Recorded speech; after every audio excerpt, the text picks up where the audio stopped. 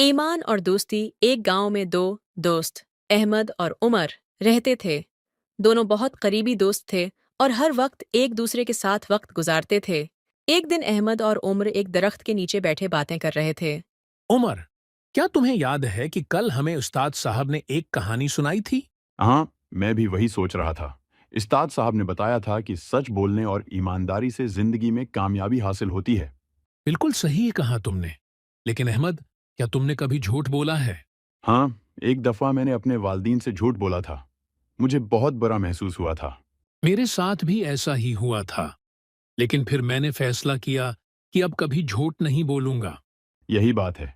हमें हमेशा सच बोलना चाहिए, चाहे कितनी भी मुश्किल क्यों ना हो। बिल्कुल सही कहा। सच बोलने से हमें अपने अंदर एक सुकून महसूस होता है और लोग भी हम पर एतमाद करते हैं। हाँ, और हमारे दोस्त और ख़ानदान भी हमारी ईमानदारी की कदर करते हैं। बिल्कुल। और जब हमें मुश्किलात का सामना करना पड़ता है, तो हमारी सच्चाई और ईमानदारी हमें उन मुश्किलात से निकलने में मदद देती हैं।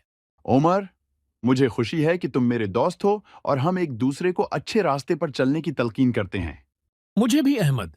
दोस्त वही होता है जो हमें सही रास्ता दिखाए और मुश्किलात में हमारा साथ दे।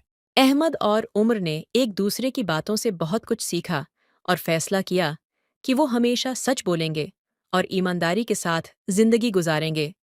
कहानी का अखलाकी सबक: सच्चाई और ईमानदारी एक मजबूत बुनियाद होती हैं जो हमें जिंदगी की मुश्किलात से निकलने में मदद देती हैं। अच्छे दोस्त वो होते हैं जो हमें सही रास्ते पर चलने की तलकीन करते हैं।